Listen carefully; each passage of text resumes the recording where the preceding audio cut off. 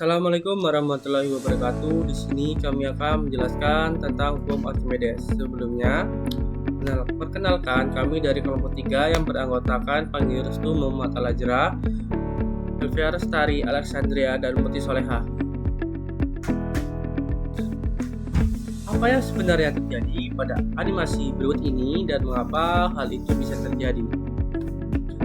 Tahukah kalian kenapa balok besi yang dilemparkan ke dalam air itu bisa tenggelam, sedangkan kapal yang beratnya beberapa ton itu bisa mengapung di dalam air? Penjelasannya yaitu balok besi tenggelam karena beratnya lebih besar daripada gaya dorong air yang menahannya, sedangkan kapal yang mengapung karena bentuknya berongga dan berisi udara, sehingga rata-rata beratnya lebih ringan dari air dan dorongan air bisa menahannya. Izin memperkenalkan diri, perkenalkan nama saya Muti Soleha dengan NPM 2413022043. Di sini saya akan menjelaskan tentang hukum Archimedes. Nah, sebelum kita membahas tentang hukum Archimedes, kita bisa melihat pada contoh berikut, yaitu kapal yang mengapung di air. Nah, pada hukum Archimedes ini menyatakan bahwa benda yang dicelupkan ke dalam zat cair akan mengalami gaya ke atas yang besarnya sama dengan berat zat cair yang dipindahkan oleh benda tersebut. Artinya, ketika kapal yang berada di air, kapal tersebut akan mendorong air ke samping dan ke bawah. Nah, air yang terdorong itu memberikan gaya ke atas atau yang disebut gaya apung. Jadi, kapal yang bisa mengapung karena gaya apung dari air yang besar atau lebih besar dari berat kapal, meskipun terbuat dari besi yang berat. Jadi, kapal yang memiliki bentuk lebar dan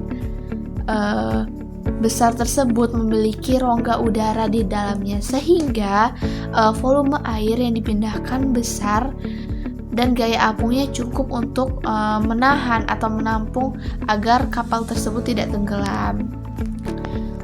Jadi, kapal tersebut yang mengapung berkat hukum Archimedes, semakin besar volume air yang dipindahkan, semakin besar pula gaya apung yang membuat kapal tetap terapung di permukaan, sehingga kapal tersebut dapat terapung dan tidak tenggelam. Seperti itu. Dari penjelasan tersebut, teman-teman pernah kepikiran gak sih kenapa kapal selam itu bisa menyelam ke dasar laut tetapi juga bisa kembali naik ke permukaan? Nah, kira-kira bagaimana sih cara benda tersebut bisa tenggelam dan terapung sesuai dengan keinginannya? Kalau teman-teman penasaran, yuk kita cari tahu lewat animasi berikut ini. Pernahkah kamu bertanya-tanya bagaimana kapal selam bisa mengapung, melayang, dan tenggelam di dalam air?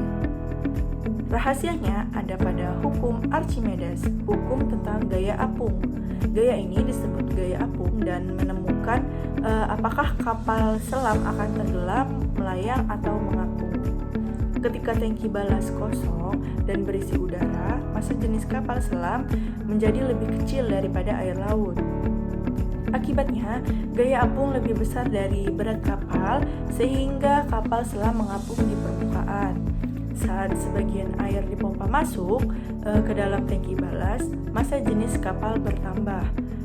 Sekarang gaya apung sama dengan berat kapal sehingga kapal selam melayang di tengah air, tidak naik dan tidak turun. Jika tangki balas diisi penuh air, massa jenis kapal menjadi lebih besar dari air laut. Untuk gaya apung kini lebih kecil dari berat kapal sehingga kapal selam tenggelam ke bawah. Untuk kembali ke permukaan, air dari tangki balas dipompa keluar dan digantikan dengan udara bertekanan. Kapal pun menjadi lebih ringan dan gaya apung membawanya naik ke atas permukaan laut. Inilah penerapan hukum Archimedes dalam kehidupan nyata. Melalui pengaturan isi tangki balas, kapal selam dapat mengendalikan gaya apungnya untuk naik, melayang, atau tenggelam di lautan. Oke, izin masuk tanpa salam. Di sini saya Alexandria. Saya akan melanjutkan membaca materi tentang keadaan benda saat berada dalam fluida. yaitu yang pertama ada terapung. Pada keadaan ini, daya apung yang diberikan oleh fluida lebih besar daripada berat benda. Akibatnya, benda yang akan terdorong ke atas dan berada di permukaan air. Contohnya seperti kapal yang terapung di laut karena massa jenisnya lebih kecil daripada air. Lalu yang kedua ada melayang. Dalam kondisi ini, gaya apung sama besarnya dengan berat benda. Benda tidak naik maupun tidak turun, tetapi berada dalam keseimbangan di dalam fluida. Contohnya seperti kapal selam yang menyesuaikan berat dan volume air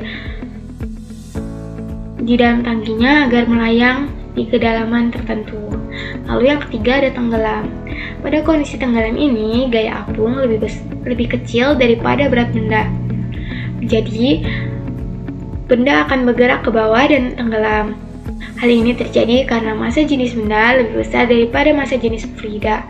Contohnya seperti batu yang tenggelam saat dimasukkan ke dalam air.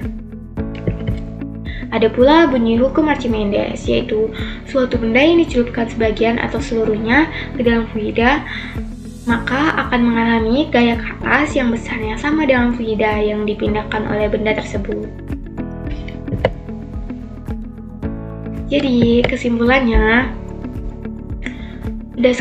berdasarkan hukum Archimedes, keadaan suatu benda dapat dijelaskan bahwa benda di dalam fluida yaitu melayang,